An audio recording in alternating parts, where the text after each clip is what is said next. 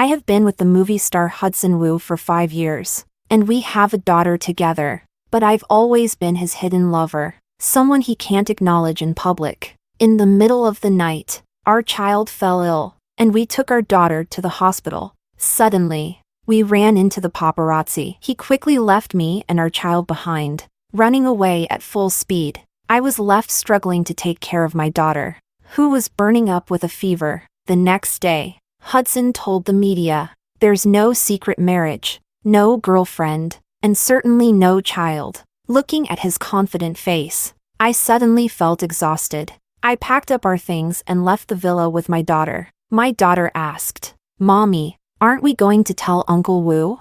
My eyes turned red. My daughter is already 4 years old, yet she still can't call Hudson Dad. She doesn't even know that Hudson is her father. No, I wiped away my tears. Uncle Wu is just an uncle. He's very busy, so we shouldn't bother him. Chapter 1. I drove to the kindergarten for a parent-child activity. The teacher glanced behind me and asked, "Sarah's father isn't here again?" I awkwardly replied, "He's very busy." The teacher said, "This is Children's Day, and it only comes once a year." I apologized. "I'm sorry. Sarah's father is abroad and couldn't make it back." The teacher left. During the activity, all the other children had both their mom and dad with them. Only Sarah had just me by her side. I tried my best to cheer her up, but Sarah didn't seem very interested. After the activity, we went home, and she looked up at me and asked, "Mommy, is Daddy still in Africa?" I said, "Yes, Daddy is in Africa filming elephants." Sarah asked hopefully, "When will he come back?" I was silent for a moment before softly saying, "In a little while." Earlier, Sarah asked me who her father was and where he was. I casually made up a story, saying he was a photographer who traveled the world filming animals. Sarah believed me, and she would sit in front of the TV every day watching wildlife documentaries, asking, "Mommy, did Daddy film this?" I lied to her. "Yes, Daddy is amazing, isn't he?" Sarah cheered. "Daddy is so awesome." At 1 in the morning, I heard a noise in the house. Half asleep, I opened my eyes. A warm kiss gently touched my forehead. "You're awake. Go back to sleep." The man's voice was deep and magnetic. The soft light of the night lamp illuminated his chiseled face. I looked up and met a pair of smiling dark eyes. After kissing me, Hudson leaned over to check on Sarah and kissed her on the cheek. I couldn't help but ask, "Didn't you say you'd come back early today?" Hudson stood up and took off his coat, saying as he did so, "I ran into someone I've been wanting to meet at the dinner party, so it took a bit longer." He casually tossed his coat onto the carpet and unbuttoned his shirt, revealing his sexy Adam's apple. "Who?" He smiled as he pulled me into his arms. "Don't worry. It was a man, the head of the Chow group." I said, "Oh." I wasn't surprised. A woman couldn't easily tempt him, but his career could. On such an important occasion as Children's Day, he wouldn't delay seeing his daughter for a woman. If he delayed, it was most likely because it was related to his career. This kind of situation happened so often that I had grown used to it. Chapter 2. That day, Hudson stayed until 4 in the morning before hurriedly leaving again. My daughter held the watch he left behind and asked, "Mommy, did Uncle Wu come last night?" I nodded. "Yes. He came specifically to celebrate Children's Day with you, but you were asleep, so he didn't want to disturb you." She pouted. "Next time, wake me up." "I won't sleep. Daddy doesn't come home, and Uncle Wu works so hard to spend time with me. I want to play with Uncle Wu." I forced a smile and said, "Okay," but I couldn't tell her that Uncle Wu is actually her real daddy.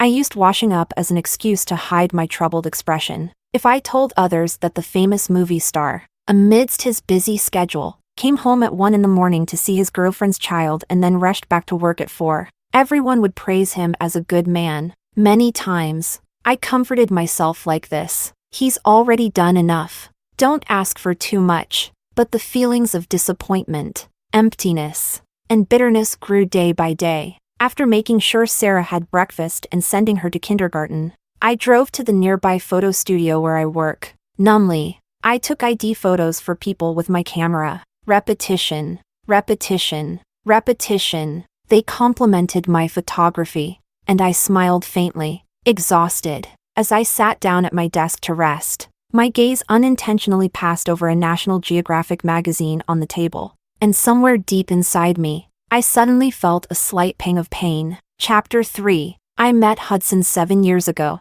Back then, I was still a young, vibrant, and carefree college student. I loved outdoor activities and photography, full of energy and athleticism. My dream was to become a photographer after graduation, to travel the world with my gear, capturing images of animals. I never thought I would one day become a fan. No, not a fan. It was love at first sight. At that time, Hudson was still a newcomer who had just started his career. He had only recently gained some recognition in the entertainment industry after playing a supporting role in a popular historical drama. He came to our university for a promotional event. A friend dragged me along to watch and take photos. Hudson stood on stage, shining so brightly that it was impossible to look away. The host randomly invited an audience member to come up and interact, as if it was fate. When I moved closer to the stage with my camera, she chose me. Hello, student. On stage, Hudson, wearing a V-neck white shirt, smiled and reached out his hand. His dark eyes were curved in a friendly manner, as approachable as the popular boy next door. My heart suddenly tightened, and, unusually for my typically outgoing self, I became so nervous that my hands and feet began to sweat. I quickly put away my camera and, stammering, reached out. Hello. The moment our hands touched, it felt like an electric current surged through me. In that instant, I could almost hear the sound of a seed falling into the soil. As for what kind of flower it was, at that time, I didn't know the shape of the flower or its name. Chapter 4. After the promotional event, I couldn't wait to dig up all of Hudson's past works. I discovered that his singing and acting skills were far superior to those of many popular young actors and actresses. How could someone like him remain unknown?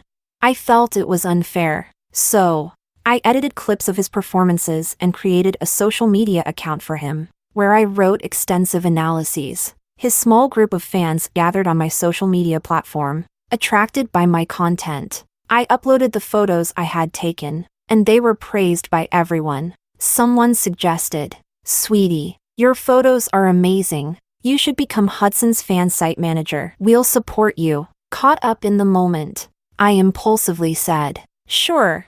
And just like that, I inexplicably became Hudson's fan site manager, chasing after him with my camera, from fan site manager to a prominent fan, and eventually becoming the head of his fan base. Everything happened naturally. Looking back now, I still find it hard to understand how this all came to be. Before I met Hudson, I had never been a fan of anyone, nor was I involved in fan circles. In just a few short months, I somehow became the head of his fan base. 7 months later, Hudson's career, which had just started to show promise, suffered a devastating blow. Entangled in negative news, he was blacklisted for a year and a half. Fans gradually left him. Even those who stayed were secretly moving on to other idols. Only I remained steadfast. Originally, it was the manager who communicated with the fanbase leaders, but during that time, the manager paid less attention to Hudson and handed over my contact to Hudson, so he could interact with me directly. During that difficult year and a half, we often chatted, encouraged each other, and gradually went from strangers to friends.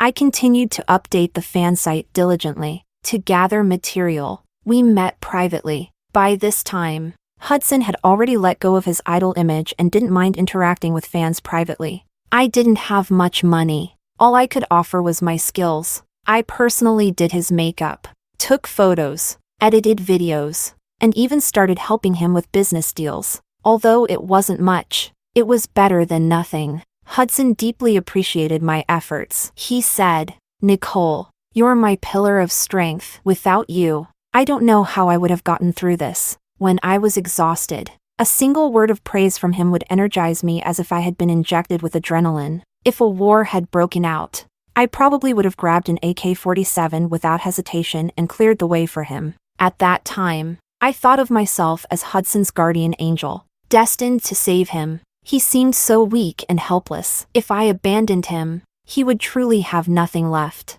A year and a half later, the popular actress who had accused Hudson of insulting her was exposed with a lot of scandals, including the fact that she had insulted Hudson first. And he only responded in anger. From that moment on, Hudson was vindicated, and fans and onlookers flocked to his social media to apologize. The company lifted Hudson's ban and gave him resources. He seized the opportunity to switch to film and soared to success, unstoppable in his rise. After attending an award ceremony, he came home and handed me the trophy, saying, "Nicole, this is our shared glory." We held the trophy together and embraced tightly. Chapter 5. During that year and a half, Hudson never gave up on his career. He actively sought out business opportunities, visiting influential figures, and even after being rejected countless times, he never lost heart. He only cried in front of me, but the next day, he would continue his visits. Whenever he had time, he would ask me to rehearse with him. I helped him practice his lines while he acted out the scenes, asking for my feedback. From start to finish, he never compromised his principles, never crossed any lines, and never abandoned his dreams. My feelings for Hudson began with his looks, deepened with his talent, and solidified with his character. In those difficult years, his indomitable spirit, his resilience in getting up after each fall, made me admire him more and more. And eventually, I fell in love with him. We were kindred spirits, sharing outdoor activities, deep conversations, and life's ups and downs together. We fought together, grieved together, and laughed together. Our mutual admiration naturally evolved into love. It was then that I finally understood the seed that was planted the day I met Hudson was the seed of love. Now that flower had blossomed, radiant and fragrant.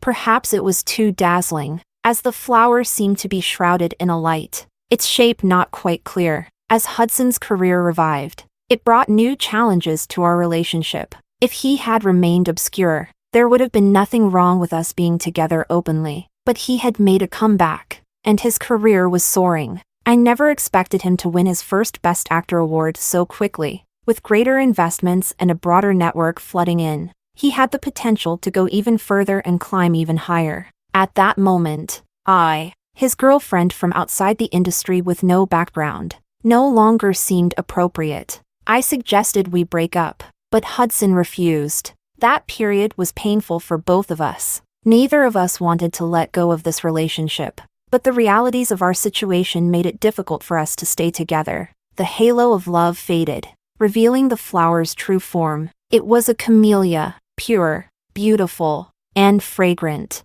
but with a faint bitterness. Chapter 6. After a period of turmoil, just as we were about to break up, I found out I was pregnant. "Please keep this child." Hudson knelt before me, pleading, "Nicole, I beg you." He then pulled out a beautiful diamond ring and proposed to me. "Marry me." He said that although he couldn't give me a legal marriage at the moment, he swore that I would be the only woman in his life. He spoke with such sincerity and devotion that it was impossible not to be moved. At this time, he had just transitioned from being an idol to a serious actor, and his position was still unstable. Having a child, let alone even admitting to having a girlfriend, could have a devastating impact on his career. Yet he knelt and begged me to keep the baby. I believed he must love me deeply, and I loved him too, so I eventually agreed. "This is wonderful, Nicole. We're going to have a baby."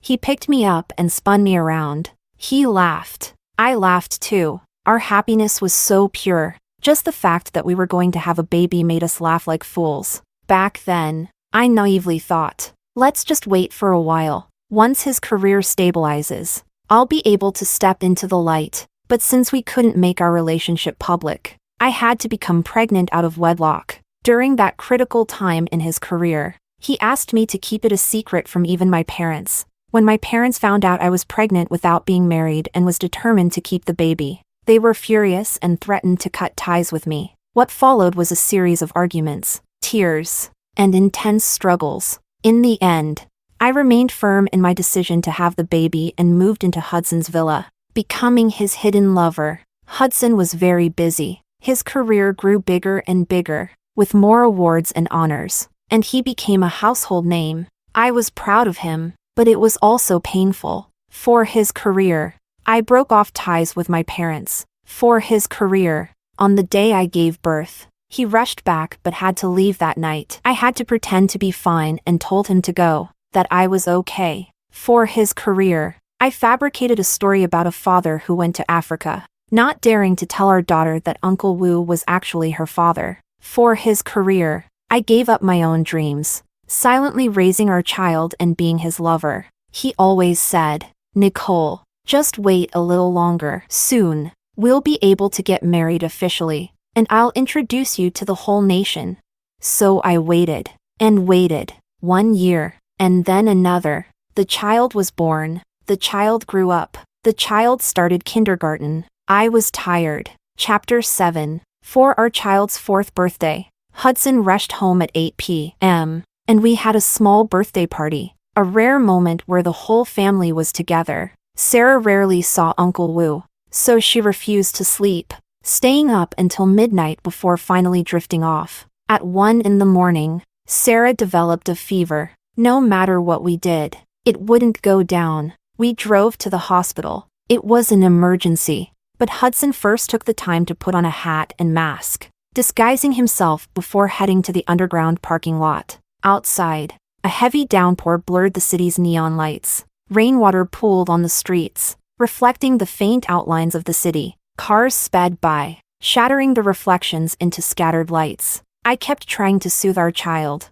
Anxious and uneasy, we arrived at the hospital entrance. We got out and rushed to the emergency room with our daughter. Click! Amidst the sound of the pouring rain, the distinct noise of a camera shutter echoed. It was a sound I had heard countless times before. Familiar. So familiar that even with the thunder and lightning, I could hear it. Hudson was just as familiar with it. So familiar that he didn't even look back. Instead, he quickly handed our child to me. I dropped the umbrella, fumbling to catch her. He rushed back to the car and sped away. Sarah cried loudly. I stood in the pouring rain, holding our child. The black umbrella rolled beside me. The lightning cut through the dark sky, and the heavy rain obscured everything. Warm tears mixed with the rain, distorting the scene before my eyes. I watched as he grew more distant in the blur. That night was like countless others when I took our child to the hospital alone, communicating with the doctor, comforting the child, getting medicine, administering injections. Nothing was different. The only difference was that I sat in a corner, soaked through, feeling a pain in my heart that made it hard to breathe. My phone kept ringing.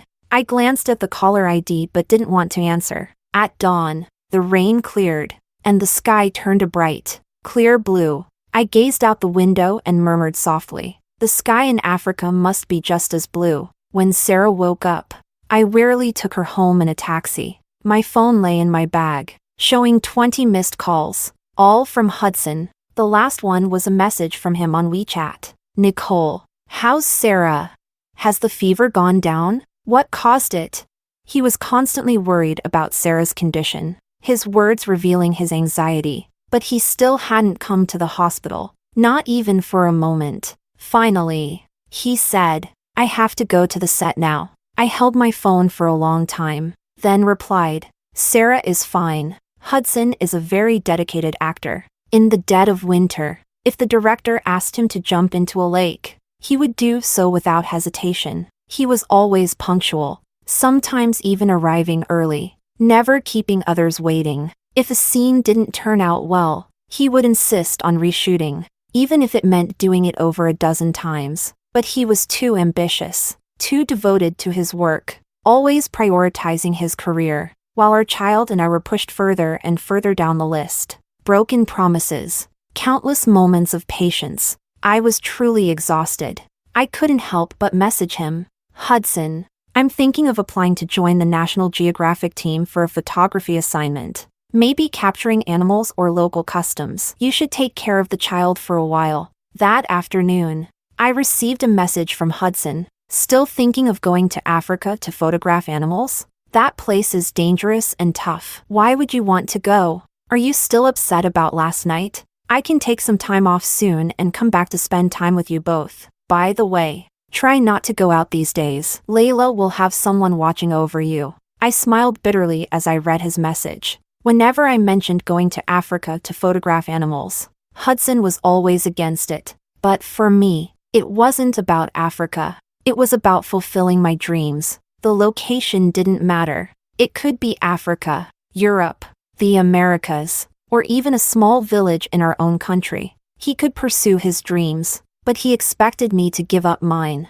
to stay home and raise the child, waiting for someone who never came home. Ding! The sound of a news notification interrupted my thoughts. I opened it. Hudson suspected of secret marriage was trending on the hot search list. Chapter 8. The news about Hudson's secret marriage caused quite a stir. A paparazzi blogger with a large following exposed some information, confidently claiming that Hudson was secretly married. The article analyzed various clues, suggesting that Hudson had a hidden lover and even a child. One of the pictures included was a blurry shot from the night before, during the rainstorm, showing Hudson holding Sarah as he got out of the car, with me following under an umbrella. The photo only showed two blurred figures, revealing nothing definitive. Hudson's reaction was appropriate. He didn't turn back. Instead, he immediately handed the child to me and quickly ducked into the car, avoiding getting his face caught on camera. Commenters mocked the situation,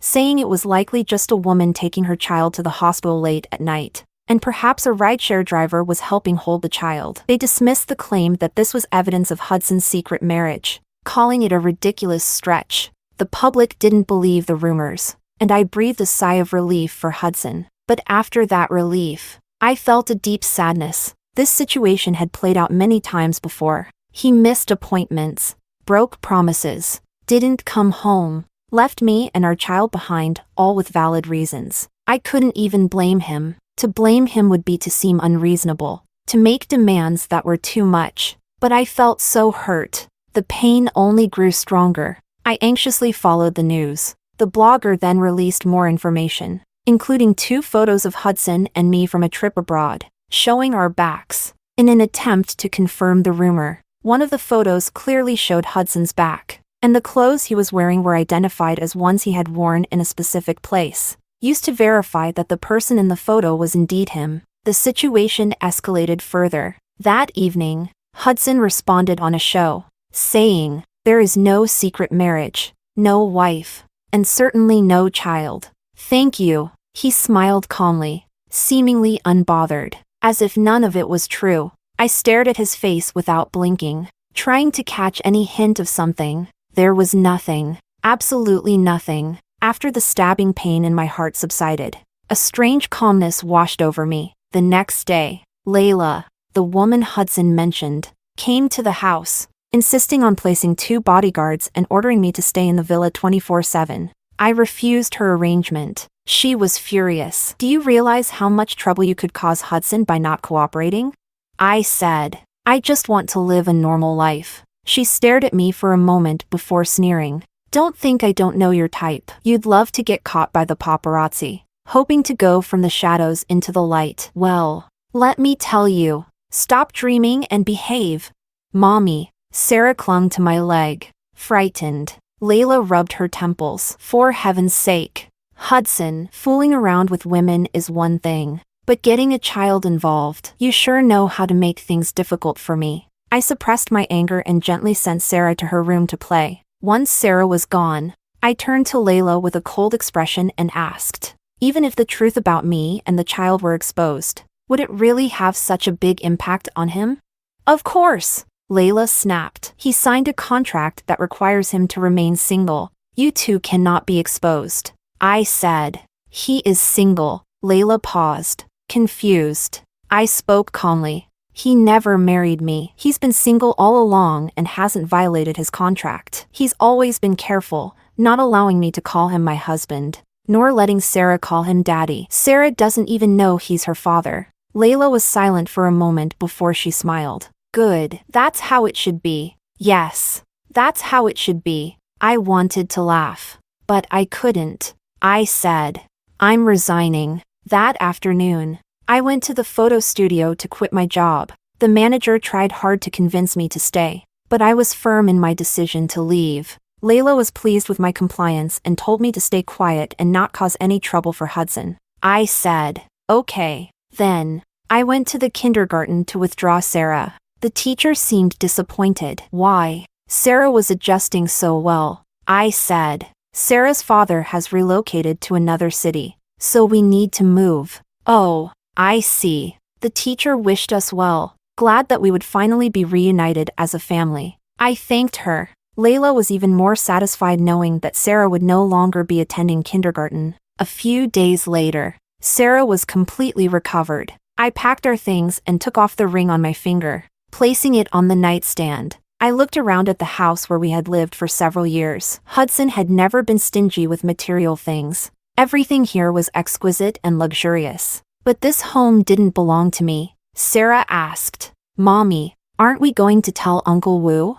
I stroked her head and said, Uncle Wu is very busy. We shouldn't bother him. Sarah hesitated. But I'll miss Uncle Wu. I said, Uncle Wu is just an uncle, and we've been staying at his house for a long time. It's time to move out. Sarah nodded. Yes, we shouldn't trouble others for too long. I smiled faintly and took her small hand. Let's go, Sarah. Sarah said, okay. Chapter 9. Leaving with Sarah went smoothly. Layla had gone to handle other matters and wasn't at the villa. Before I left, I glanced at the meticulously maintained garden, where a few camellias were in bloom. It said that camellias bloom longer than most flowers, lasting up to 7 months. My feelings for Hudson had also lasted 7 years. Flowers bloom in their time. No matter how brilliantly they bloom, there's always a day when they wither. I used to think that overcoming all obstacles to be with the one you love was a happy thing,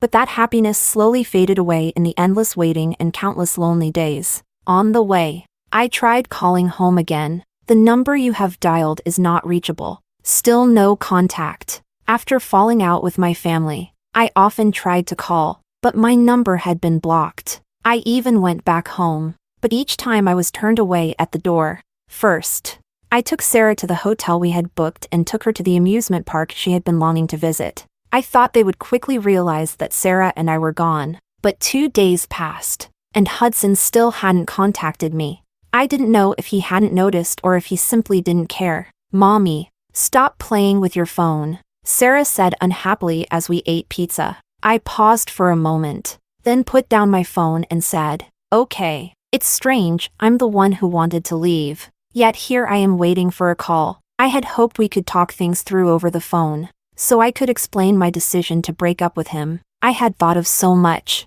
prepared a long speech, but I hadn't considered that he might not reach out at all. It made me feel like a fool, like a clown. In truth, I've probably always been a clown, haven't I? When I think about it, what is there to say?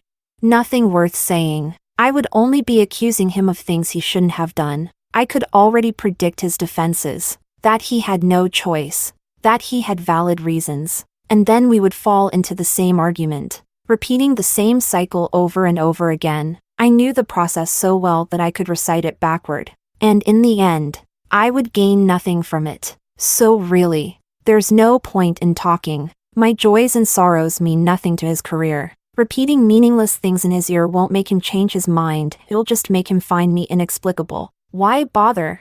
I smiled, finally at peace, and deleted all of Hudson's contact information. I also blocked everyone connected to him. Leaving the entertainment industry isn't hard. Saying it's hard would be a lie. In this era where everyone is vying for attention, unless you intentionally market yourself, who would care whether someone leaves or joins the industry, or what they're doing? As an ordinary person, no one pays attention to me. As long as Hudson doesn't mention us, even if Sarah and I were to run naked down the street, at most, people would laugh, but it wouldn't cause a stir. Sarah and I need to live a normal life, and Hudson needs to focus on his work. Separating and not seeing each other is the best solution. We both knew this from the start, but because of so-called love, we forced ourselves to stay together, causing unnecessary trouble and exhausting everyone in the end. But now, it's finally over. We're both free. I took Sarah back to my hometown, only to be met with a locked door once again. My father is a strong-willed man. When he says something, He means it. He built himself up from nothing and is known locally for his integrity. When he said he didn't recognize me as his daughter, he truly meant it. To him, reputation is everything. To him, I'm a stain on his reputation,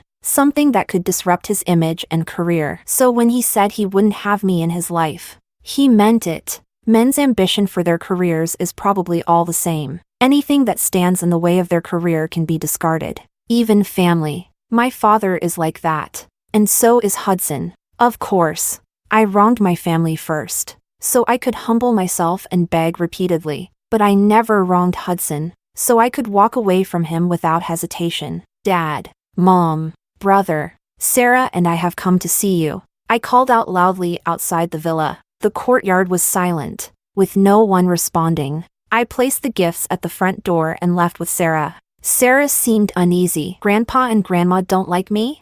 I patted her head and said, they will, because Sarah is wonderful. Sarah is my precious daughter. I bring her back every year, and every time we are met with a closed door. I've made mistakes, so being ignored is deserved. But Sarah has done nothing wrong. She shouldn't have to go through this. From now on, I won't bring her back here again. On the way, I received a call from an unfamiliar number. When I answered, I heard a familiar voice. Nicole, where did you take Sarah? Layla said you've been gone for 2 days. Back to my hometown. I said shortly. A few days ago. I had a lot to say, waiting for him to call so I could say it all. But now, I didn't want to say anything. It was like how, over the years, we went from talking about everything, laughing and crying together, to calmly saying I'm back, exchanging a few words about work, then a few more about the child, and finally falling into silence. An invisible wall stood between us. Some say that when the gap between a couple becomes too large, they inevitably drift apart. I didn't believe that before. Now, I do. He stepped into a dazzling world, while I stayed behind, and as communication dwindled and mutual understanding faded, we were left with nothing to say. This must be what they mean by having no common ground. It's good to get out for a while, he said after a brief pause, then cautiously asked, when are you coming back? I'm not, I replied. Not coming back? Right. I turned to look out the car window at the evening sky, where sharp buildings split the setting sun in two. The scene was breathtaking. See, there's nothing that can't be divided. Even division can be beautiful. Hudson, we're breaking up. Don't come to see us again. Focus on your career, I said, leaning back in the car seat. Only come to see Sarah when you're ready to let her call you Dad. Actually, I hope you never do, so she doesn't have to be confused. With that, I hung up and blocked his number once more. Chapter 10. The next day, I took Sarah to S City. Earlier, I had applied for a job at a magazine that specializes in photographing models. I used the photos I had taken of Hudson as part of my application. It's kind of funny, really, because besides photographing him, the only other photos I had taken were ID photos at the photo studio. The only portfolio I could present was the photos of Hudson. The magazine accepted me, and just like that, I started working as a photographer for the magazine. A real photographer with the opportunity to create, not just someone who presses a shutter button to take ID photos every day. I rented an apartment, found a kindergarten, and enrolled Sarah. Sarah, being the understanding child she is, said, Mommy, don't worry about work. I'll be good. My eyes welled up as I gently hugged her. Remember, besides Mommy, you mustn't go with anyone else. Sarah asked, what about Uncle Wu? I replied, not even him. The rumors about Hudson's secret marriage eventually died down. Hudson had been extremely cautious, and the paparazzi couldn't find any solid evidence. A few blurry photos of someone's back weren't enough to prove anything. I deleted many apps and turned off notifications. News from the entertainment industry no longer concerned me. Life suddenly became peaceful. Without Hudson, I no longer had to worry about being caught by the paparazzi. No longer had to wait anxiously for him to come home. No longer had to feel trapped in a photo studio. It felt good. I didn't go to Africa to photograph animals. Working while raising a child wasn't exactly convenient, but I was happy to be with her. At first, as a photographer, I had no success, and the pay was low. It's a highly competitive industry, largely dependent on connections. If you have connections, you get more commercial work and live comfortably. If not, you rely on what the magazine assigns, and the pay is minimal. Luckily, I had a knack for photography, particularly when it came to capturing people. Gradually, I gained repeat clients and started getting private commissions. I also did some freelance work online. The price per job quickly rose from $200 to $800. It wasn't as much as what a famous photographer might make, but it was enough to live on and buy Sarah pretty little dresses. Gradually, some lesser-known celebrities from the entertainment industry began to approach me for photo shoots. They couldn't afford well-known photographers, so they came to try me out.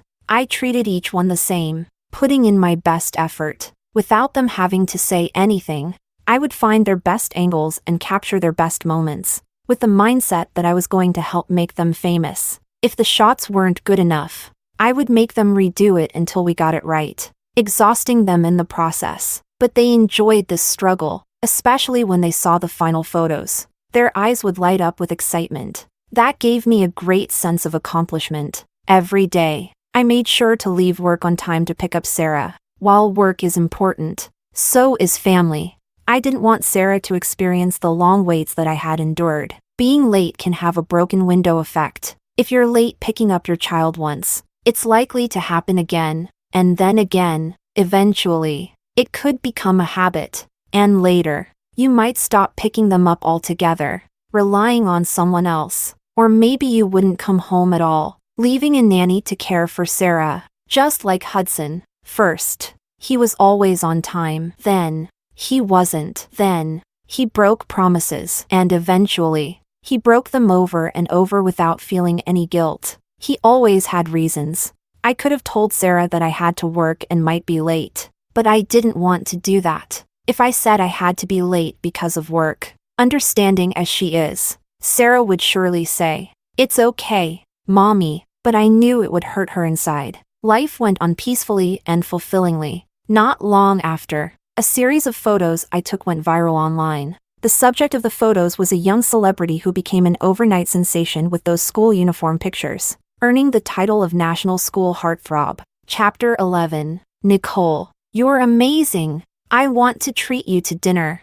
Jack, the young celebrity, called me excitedly. I couldn't refuse, so I accepted. Jack is cute and handsome, with two little tiger teeth that show when he smiles. Judging by his face, you might think he's just a charming young guy, but in reality, he has a strong, muscular build with an impressive set of 8-pack abs, a striking contrast. When I first saw him, I immediately thought of doing a photo shoot that would highlight this contradiction, capturing his contrasting features. Sure enough, after we released the photos and did some marketing, they went viral. At dinner, he kept praising me. I had a little to drink, so I started talking more. "You don't need to thank me. I was paid to bring out your unique traits in the photos. And for a photo shoot to be successful, you need marketing, luck, and the right timing and circumstances." Jack poured me another drink. "Nicole, other photographers have tried to capture what you did, but they all failed. Only your photos had the impact to make the marketing successful. Nicole, you're incredibly talented." It was the first time a client had praised me so sincerely, and it made me genuinely happy. I smiled and raised my glass. "To your bright future." He raised his glass too. "And to your dreams coming true." I paused, a bit surprised by his words. Dreams coming true?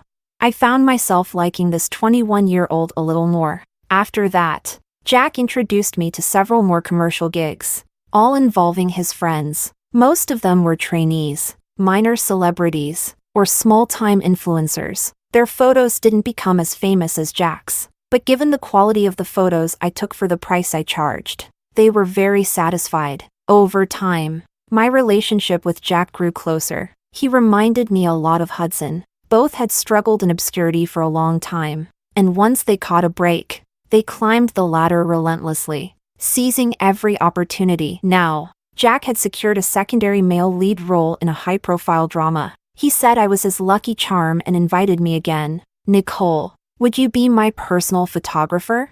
I smiled lightly. Sure, as long as you pay me well. I was past the age of impulsiveness. After spending all my passion on Hudson, I had learned to stay calm. No matter how eager or enthusiastic someone else might be, Jack's success made my name known in the industry. And soon, offers started pouring in. One offer stood out. They were willing to pay 100,000 yuan for me to photograph a celebrity. 100,000 yuan was tempting. I said, "Please understand, I have a child, so I can only shoot in the city, and I need to finish by 4 p.m. They replied, "No problem." So, I went to the specified location. As I walked in, I saw a familiar tall figure standing by the floor-to-ceiling windows, his silhouette illuminated by the sunlight. Glowing. "Hudson." I immediately turned to leave. "Nicole." Hudson rushed over and grabbed my arm. "Let go." The room was empty except for the two of us. Hudson held me tightly. I took a deep breath and stopped struggling. "Hudson, let go." "I won't." "Nicole, you're so heartless, making me search for you for so long." He accused me. I turned my head to see the expression of relief on his face, and my feelings became complicated. "Hudson, we've already broken up." I never agreed. "We should have broken up a long time ago." "Don't say things like that." Hudson held on tight. I let him embrace me, but as I reflected on it, I realized I couldn't recapture the feeling I used to have when we hugged. Camellias bloom, but they must eventually wither. The love had faded. The emotions had dissipated.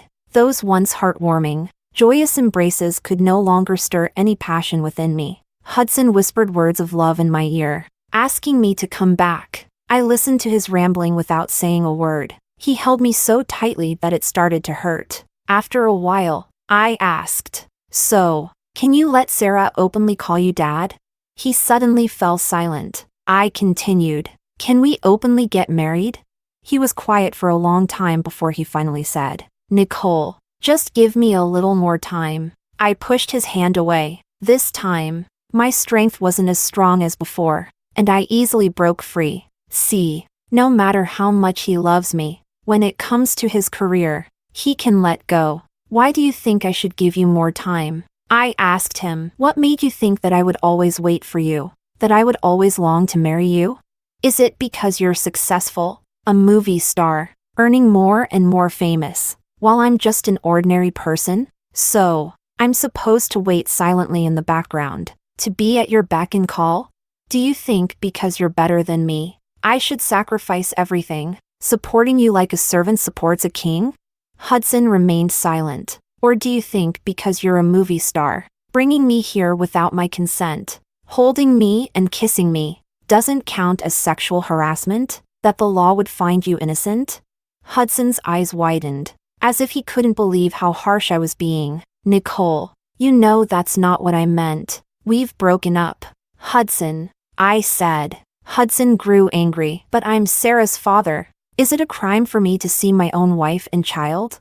My eyes stung with unshed tears. "Hudson, we were never married. I gave birth to Sarah by myself at the hospital. She has my last name, Lee. My name is Nicole Lee, and her name is Sarah Lee, not Wu. You were the one who didn't want her to call you Dad, who didn't let her have your last name. You insisted she call you Uncle to keep her from slipping up. Now you want to say she's your child. Are you willing to publicly acknowledge her?" Hudson's lips moved, but he had nothing to say. I stared at him and continued, "I don't need you to marry me, and I don't need you to make our relationship public. I don't care anymore. All I ask is that you publicly acknowledge Sarah as your daughter. If you can do that, I'll allow you to see her as her father. Can you do that?" Silence. The sunlight streamed through the floor-to-ceiling windows, casting half the room in light and the other half in shadow. Hudson stood at the boundary between light and dark, his face obscured. He didn't answer, but his silence was an answer in itself. I wiped away my tears and walked out of the room. Chapter 12. On Wednesday, after picking up Sarah and heading home, a familiar figure blocked my way at the entrance of our apartment building. It was Layla. She looked displeased. "Hudson wants to see you." The way she looked at me was as if I were something she couldn't get rid of, like a piece of dog poop. I said, "I won't see him." Layla was furious. "What are you trying to pull?" I told you to stay quiet and low profile, and yet you ran off to S-City to become a photographer, and you've even made a name for yourself. Are you trying to ruin Hudson? I paused for a moment, then turned and walked forward without looking back. Hey, did you hear me? She caught up to me and grabbed my arm. Sarah screamed in fear. Mommy! I forcefully pushed Layla away, seeing the disbelief in her eyes. I said, don't bother me and my child again. If you show up one more time, I'll go out onto the street and publicly announce my relationship with Hudson. Layla hesitated for a moment, then said, you wouldn't do that. You had a child with him and waited for years just to be with him openly. You wouldn't destroy him. I said, I would have before, but not now. Layla frowned. Fine. You've won. This tactic of playing hard to get has driven Hudson crazy. He's turned down many offers over the past 2 months, searching for you everywhere. At this point, you've achieved your goal. So stop being stubborn. I took out my phone and dialed a number I knew by heart. It was answered immediately. Nicole? Tell your people to stop bothering me and Sarah. I said calmly. Hudson, I'm not your accessory. And I'm not playing some hard-to-get game. I'm also not going to stay in the villa 24/7 like a prisoner. We've broken up. If you're so afraid that Sarah and I will damage your career, you can simply never see us again, as long as we don't meet. Even if I go out and tell everyone that Sarah is your daughter, without proof, no one would believe it. I glanced at the puzzled Layla and continued, or perhaps, you could hire a hitman, stage an accident, and make Sarah and me disappear from this world. Then you could rest easy. You know I'd never do that. Why say it just to hurt me? Did Layla come to see you? Hudson asked. I didn't want to hear any more of his nonsense, so I hung up the phone and calmly told Layla, I've already talked things over with Hudson. We've broken up. This isn't about throwing a tantrum. If you bother me again, I'll call the police. Layla was in disbelief. How could you?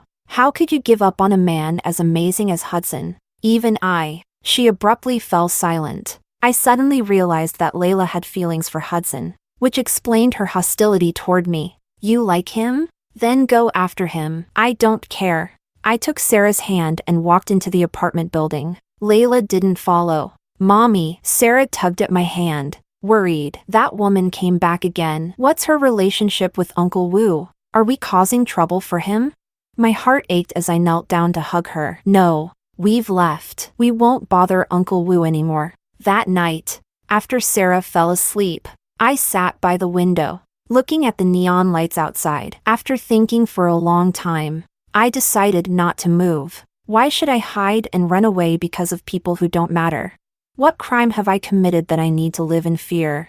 I walked over to Sarah's bed and looked at her sleeping face, a small smile spreading across my lips. I've lost Hudson, and I've lost my family, but I won't be defeated, because I already have the most precious person in the world, my dear daughter. For her, I must be strong and keep moving forward. Chapter 13. I threw myself into work with a fervor. I started saving money to buy a house. I wanted to settle down in S-City. It's a city full of opportunities. Owning my own house, even if it's small, would bring me joy. I wouldn't have to live in a beautiful big house while feeling empty inside. There wouldn't be people like Layla treating me like a canary that depends solely on men, looking down on me with extreme disdain. Nor would there be bodyguards who, while outwardly respectful, secretly held me in contempt. Some might think that as long as you have enough money, you can overlook such things. But I can't. I value my dignity and my dreams more than material wealth. Besides, I've never lacked material things. Living a luxurious life might be difficult, but supporting myself and my child has never been a problem. Pursuing a dream at nearly 30 might seem a bit late. So, I'll make the most of my time. I won't waste it on regrets. I'll throw myself into my work with passion and dedication. Just as I once gave everything for love, I can now burn with the same intensity for my dreams. I made mistakes, and I'll bear the consequences. Then, I'll get back up and keep moving forward. Every day, my schedule is packed, but I always make time for my child. Sarah, as understanding as ever, said, Mommy, you don't have to work so hard to pick me up. The nanny can take care of me. I hugged her. It's not hard for Mommy to pick you up. Sarah said. But mommy, you work and take care of me at the same time. It must be difficult, right? I want to do something to help you, I said. It's not difficult because mommy needs you as long as you're by my side. I'm full of energy. Don't feel burdened. Sarah, you don't need to do anything. Your presence alone brings mommy happiness and joy. Sarah smiled and gave me a kiss. Mother and daughter embraced. The happiness I once felt when I embraced Hudson had slowly disappeared. But now I felt it again. My daughter, her mere existence makes me happy. I continued to work like crazy, saving money. Only by saving enough money could I chase my dreams without any burdens. Jack said I was his lucky charm, and now he has become mine. His role as the secondary male lead became a hit, and his status skyrocketed. The photos that made him famous became especially significant at this turning point in his life. People flocked to me, drawn by my reputation. Jack also introduced me to bigger clients. My rates increased once again, and I resigned from the magazine to become a freelance photographer, earning a substantial income. I soon saved enough for the down payment on a house. Because of my rising status, people started calling me teacher when they met me, treating me with utmost respect. Even when I brought Sarah to the studio, no one said anything. Sarah developed a love for photography too, and I often saw her playing with my equipment. Whenever I had time, I would teach her. While I worked, she would play with the camera, taking pictures here and there, just as I did when I was a child. Occasionally, she would be mischievous, breaking things that didn't matter much, but no one dared to complain. Because I'm a top photographer, those with skill and status always have privileges. Perhaps the title of Mrs. Movie Star that I once longed for would have brought me similar privileges, but they don't compare to the pride I feel from earning my own status through hard work. Now I realize that being a benefactor means helping each other grow and succeed. Like Jack and me, with Hudson, I was forced to clip my wings, to become invisible at home. He never truly respected me as an equal. The halo of love blinded me to the reality of the situation, dragging me down for so many years. Now, having climbed out of the water and standing at a distance, I can see how irrational I was when I was caught up in it all. I no longer dwell on how he once viewed me. I loved him, and I don't regret it. I left him, and I don't regret that either. To love fiercely, to hate boldly, with a heart as steadfast as a rock. Chapter 14. Occasionally, I would spot Hudson fully disguised, waiting in his car outside the apartment. I knew him too well. I could recognize him instantly. When he saw Sarah and me, he lowered his hat, got out of the car, and walked up to us, speaking softly. Nicole, Sarah. He was so heavily disguised, and his voice was so quiet that Sarah didn't recognize him. She looked at him with a puzzled expression. I smiled and, on purpose, spoke loudly. What a surprise to see you here, Emperor Wu. People nearby turned to look, and he immediately jumped back into his car, too scared to speak to me any further. We stared at each other from across the landscaping, and I wore a mocking smile. He seemed embarrassed and quickly drove away. As my status in the industry grew, I started working with bigger and more famous stars. Occasionally, I would run into Hudson at the studio. He would linger nearby, calling me Teacher Lee, complimenting my photography skills, and speaking to me like a stranger, as if we had never been in love, as if we had never had a child together. I politely referred to him as Teacher Wu. His eyes lit up, eager to talk more, but I would hold up my camera and say, Teacher Wu, I need to get back to work. He would leave, disappointed. A few days later, Layla cornered me in the restroom. Nicole, Hudson really loves you. You two should get back together. I washed my hands, looking at her tired, made-up face in the mirror, and coldly asked, Don't you like him? Why are you trying to get us back together? She was silent for a moment before saying, I've been with Hudson for years. He's kept himself clean, never getting involved with other women. It's hard to believe, given his looks, status, and wealth, that he's remained so pure, especially in an industry as chaotic as ours. I couldn't help but fall for him. I said, Oh, Layla continued, when I found out about you, I was jealous and treated you poorly. I'm truly sorry. I finished washing my hands and said, I understand. Layla added, it's been tough for him. He doesn't have a strong background, and making it in this industry has been incredibly difficult. Every step he takes has to be careful. You've seen him at his lowest, at his most desperate. So you should understand how hard he's worked to get to where he is now. His career is his life. He's remained faithful to you. Why can't you understand that? I turned to her, calmly saying, I do understand his struggles, which is why we broke up. If he insists on getting back together, it'll only bring more trouble for himself. With that, I left the restroom. I had work to do and was on a tight schedule. Other people didn't matter. They weren't worth wasting time on. Layla didn't approach me again. Even Hudson didn't dare to speak to me anymore. In 2 years, I bought a house. The timing, location, and opportunity all aligned perfectly. Housing prices had just dropped, and I had saved up enough to buy a home that allowed Sarah and me to live comfortably. I happily invited my biggest supporter, Jack, and a few new friends to celebrate. If you're busy, you don't have to come, I told him. I'll be there for sure. That evening, Jack showed up, excited to celebrate with us. Despite his busy schedule, Jack managed to keep his promise. It made me wonder even more why Hudson had repeatedly failed to keep his promises. We had dinner together in the new house. Sarah held the camera, taking pictures of us. When I looked at the photos, I saw that she had captured the angles and atmosphere perfectly. She had inherited my talent. Chapter 15. When Sarah was in 2nd grade, an opportunity presented itself. The global photography competition had begun. Sarah, growing more mature, said, Mom, you can go take photos around the world and fulfill your dream. I'll work hard to achieve my own dreams too. I used to think that I had to stay with her until she was 18 before I could travel the world to take photos. But then Sarah told me that it wasn't necessary. She said that by staying with her, I was putting a burden on her. She said, Mom, didn't you say that benefactors help each other,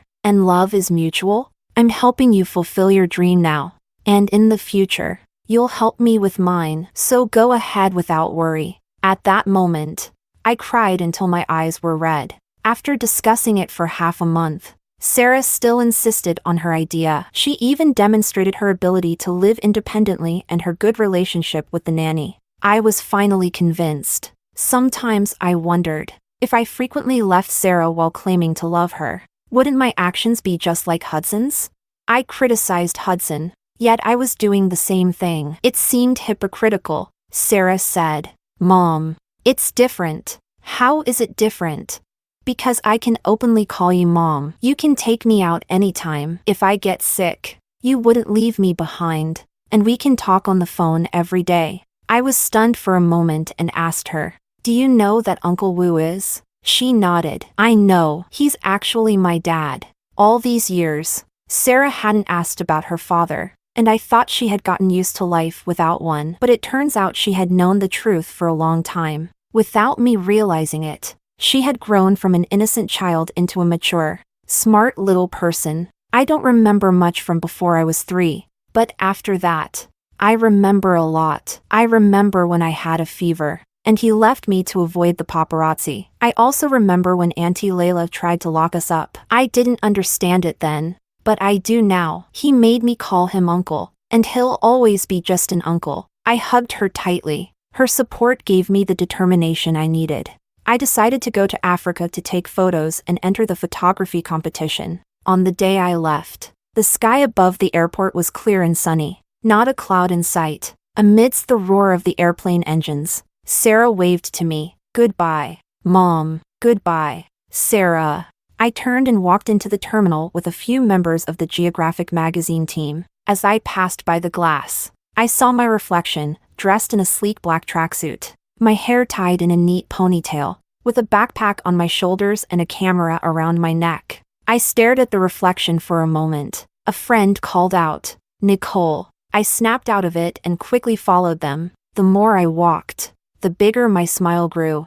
The dream I had cherished for so many years was finally coming true. Chapter 16. 2 months later, I returned to the country. My experiences in Africa were thrilling and unforgettable. I took photos that I was truly satisfied with. While I still prefer photographing animals, my talent clearly lies in capturing people, and I enjoy photographing people. A person's soul is reflected in their appearance, their demeanor, and every movement they make. A photographer's job is to capture that most special moment. I chose my favorite shot from the Long Tongue tribe, titled Lion and Woman, and submitted it to the competition judges. Back home, I spent time with Sarah. While I was in Africa, we stayed in touch as much as possible. Unless the network was down, I always made sure to check in with her. Now that I was back, we spent half a month together, enjoying our rare time as mother and daughter. Jack called me and said, "Nicole,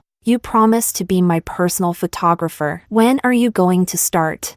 I thought for a moment and smiled. Next month. After spending time with Sarah, I became Jack's personal photographer. He finished filming and embarked on a promotional tour, and I followed him, capturing many beautiful images. In recent years, he had become a top-tier actor. At the peak of his career, like Hudson once did, he transitioned into films, producing works that were well received. We became very good friends. When the tour ended, the annual Golden Dove Awards began. I followed Jack to the event to take photos. One of his films had been nominated, and he had a good chance of winning Best Actor. The award ceremony was glamorous, with dazzling lights. Countless stars and celebrities filled the room. I saw Hudson. He was more polished and mature than ever, every move radiating the grace of a seasoned actor. When he saw me, he froze for a moment, then quickly composed himself. I looked at him calmly for a moment before turning away.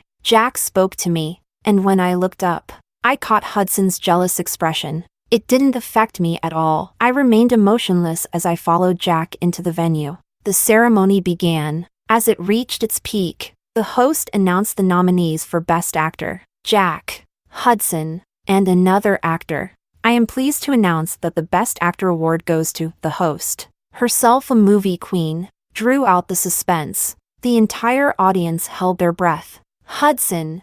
There was a brief flash of disappointment on Jack's face, but he quickly smiled and applauded. Hudson stepped onto the stage to accept the award and began his speech. After thanking a long list of people, he said, "In addition to the people I've just mentioned, I want to thank one more person, someone who has been with me throughout my journey and helped me grow. This is my third award, and I once made a promise to myself that after winning 3 awards, I would fulfill her wish." The crowd buzzed with excitement. The host asked, "Who is this person?"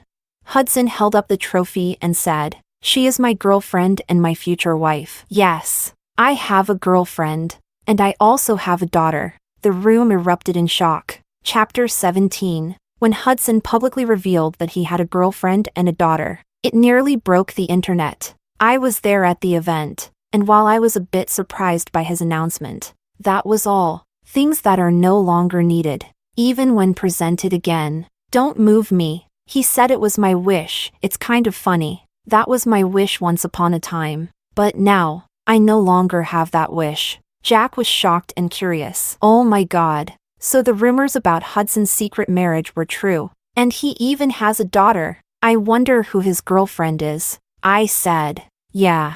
Who could it be?" Jack asked, "Do you think she's from inside the industry or outside?" I replied, "I have no idea." A couple of days later, Hudson drove to my house. This time, he wasn't heavily disguised. He confidently stepped out of the car and walked straight up to me as I was picking Sarah up from school. "Nicole." He pulled out an exquisite box, got down on one knee, and said, "Marry me." The people around us were stunned. Sarah looked up at me. Hudson's eyes were full of hope. The autumn wind gently brushed against our faces, carrying a slight chill. I said, "Hudson, we've broken up. I won't be with you." Chapter 18. Hudson's public proposal put Sarah and me in a difficult situation. Reporters swarmed us, eager to interview me. I decided to take Sarah and escape to the mountains. Jack called me, "Nicole, you're truly amazing. I can't believe I've been working with such a big shot all this time." I said, "Does being in a relationship with Hudson make me a big shot? Wasn't I before?" Jack replied, No, That's not what I meant. I mean, this is so unexpected. Do you understand how shocked I am? I laughed and exchanged a few words with him, making it clear where I stood with Hudson. He was surprised but understanding. Even my father called. Why didn't you tell me you were dating Hudson and had his child? He complained over the phone. If I had known, we wouldn't have had all those disagreements. I said, wouldn't I still be your daughter no matter who I was dating? My actions are the same. So why would your attitude be different? He replied, but he's Hudson. I hung up the phone and gave a bitter smile. There was a time when I longed to be Mrs. Hudson openly. Now that I don't want it anymore, Hudson is willing to offer it. But it only brings me trouble. Some time later, I received a message from the photography competition telling me that I had won first place and inviting me to Switzerland to accept the award. This news was a delightful surprise. I took Sarah and flew to Switzerland. When the reporters saw me, they desperately took photos and bombarded me with questions about Hudson, completely ignoring my work. I was a bit annoyed and didn't answer. On stage, when it was my turn to give a speech, I thought for a moment and thanked Sarah. Then I added, everyone back home is shocked to learn that I'm Hudson's ex-girlfriend. But I need to clarify something. We broke up years ago, and we won't be getting back together. This award is something I earned on my own and has nothing to do with him. He said that becoming Mrs. Wu was my wish, but I need to correct that. It isn't. I don't want to be Mrs. Wu. As for my daughter,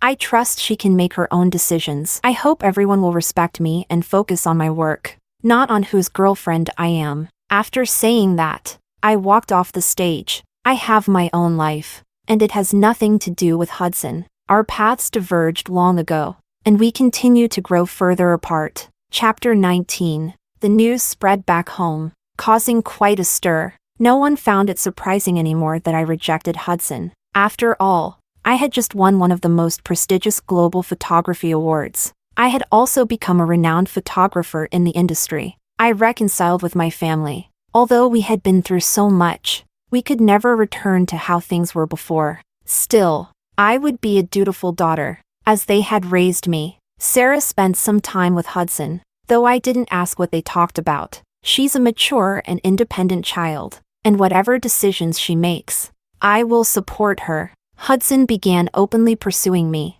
It used to be me waiting for him. Now it was him chasing after me. It's a bit ironic, but I never accepted his advances. One day, he followed me to the park and asked me, with a look of sadness, Nicole, can we really never go back to the way things were? I pointed to a nearby camellia and said, Hudson, the flower has already withered. What we had between us, like that flower, had fallen to the ground and could, united with the soil, never return to its former state. I looked at him. There was no longer any emotion in my heart. The wind blew, the clouds scattered, and the love we once had long disappeared during that endless blooming season. Hudson looked at me, tears streaming down his face.